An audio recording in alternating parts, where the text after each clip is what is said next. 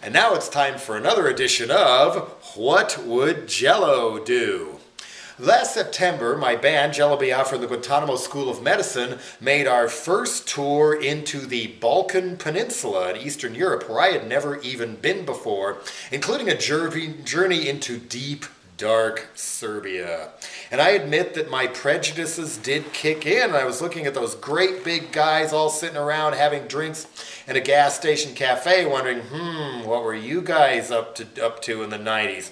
But when we actually got to Belgrade, of course it was human beings just like you or I, and really good people too, who were very happy that I was even willing to listen to their side of the story, pointing out that they were in the streets trying to stop Milosevic when other people weren't trying to stop him at all. And then in the end, NATO bombed Belgrade for 74 to 88 days straight, 24 hours with non-stop. I couldn't get an exact number. People kept giving me different ones. But then they showed me some of the bombed out buildings that have never been repaired, and I just thought, I hate war more than ever before.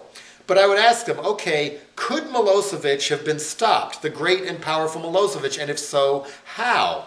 And what apparently started to bring him down was voters' local elections. Because in Serbia, there's a law where every municipality gets its own local radio station and the elected officials control what's on the radio.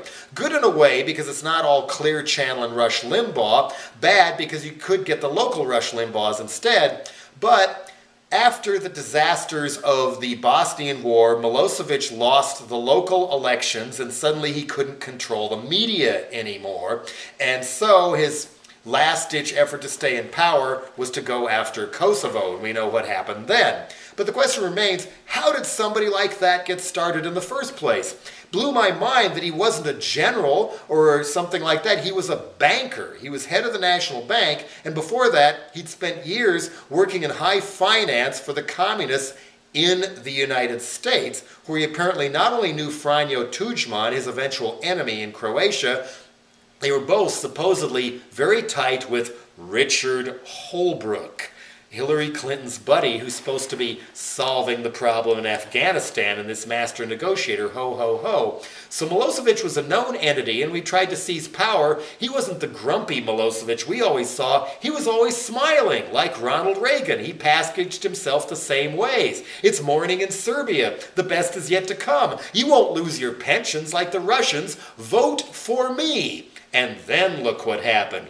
Which begs the other question, who is most likely to be the American Milosevic?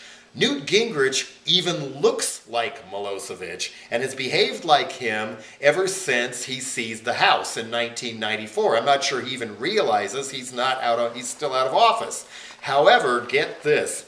Who is getting more contributions for a 2012 presidential campaign than Mitt Romney, Tim Pawlenty, and Sarah Palin and Mike Huckabee combined? It's Newt Gingrich. What does that tell you? And by the way, he already wants to attack Iran.